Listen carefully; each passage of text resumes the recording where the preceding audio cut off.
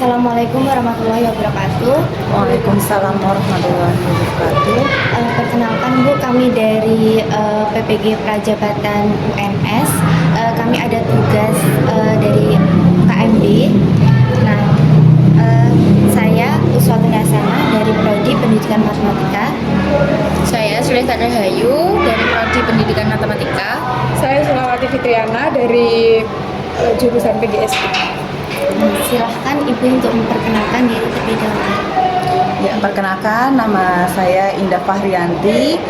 Di sini saya diamanai menjadi pembina pramuka di SMP. Untuk yang selanjutnya kami akan melakukan wawancara terkait postur pembina bersama pembina pramuka. Nah, di sini kami akan mengajukan beberapa pertanyaan. Untuk yang pertama, menurut Kakak itu bagaimanakah fungsi dan tugas yang dilakukan sebagai seorang pembina pramuka penggalang? Ya, tentunya mungkin tadi sama ya seperti Kak Bambang tadi, bagaimana fungsi dari seorang pembina pramuka itu yang tadi, yaitu semboyan dari Ki Hajar Dewantara itu tadi, yaitu sistem Among, yang mana Ingaso Sungtulodo. Jadi sebagai pembina itu harus menjadi motor penggerak awal kegiatan peserta didik penggalang itu ketika berkegiatan kayak gitu. Nah, untuk tugasnya yaitu tadi tidak hanya sebagai teman, tidak hanya sebagai pemimpin, tidak hanya sebagai pendamping, namun juga sebagai kakak dan adik seperti itu. Kemudian apa tantangan yang dihadapi dalam menjalankan tugas sebagai pembina penggalang? Tentunya tantangan yang dihadapi itu ada dari dua sisi, yaitu sisi internal dan sisi eksternal. Internal sendiri itu dari semangatnya. Yang kedua itu kurangnya kesadaran diri sebagai pembina. Loh, ini saya sebagai pembina itu kadang tuh masih kurang sadar hal itu dari internalnya. Kemudian dari kreativitas. Nah, itu juga dituntut ya dalam sebagai pembina pramuka. Kemudian ada inovatif. Nah, selain itu juga penguasaan dari kepenggalangannya sendiri. Nah, itu juga masalah internal tersebut. Kemudian kalau dari eksternal, itu contohnya itu dari lingkungan, sarana prasarana. Nah, itu juga menjadi tantangan kita. Selain itu juga sebagai solusi manajemen resikonya itu menjadi tantangan kita.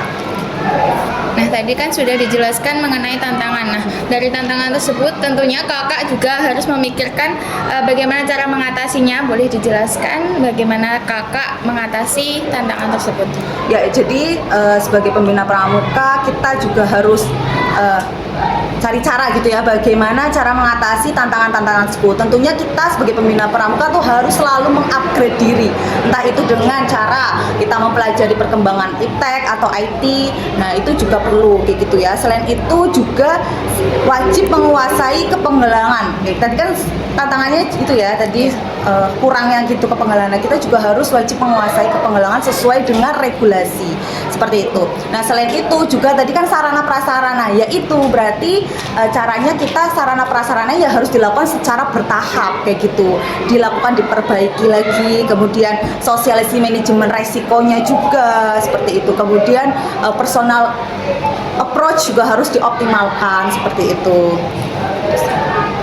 Nah, kemudian apakah kakak dalam melakukan pembinaan pramuka itu melakukan kerjasama dengan gugus depan lain? Kalau melakukan kerjasamanya dalam bentuk ya, kegiatannya itu contoh baru kemarin dilaksanakan, yaitu pada tanggal 13 Oktober tahun 2024 kita melaksanakan Spensata Scout Gathering 2024, yang mana kegiatan tersebut itu adalah bekerja sama dengan seluruh gudap di Kecamatan Tambak Rejo. Kemarin baru dilaksanakan.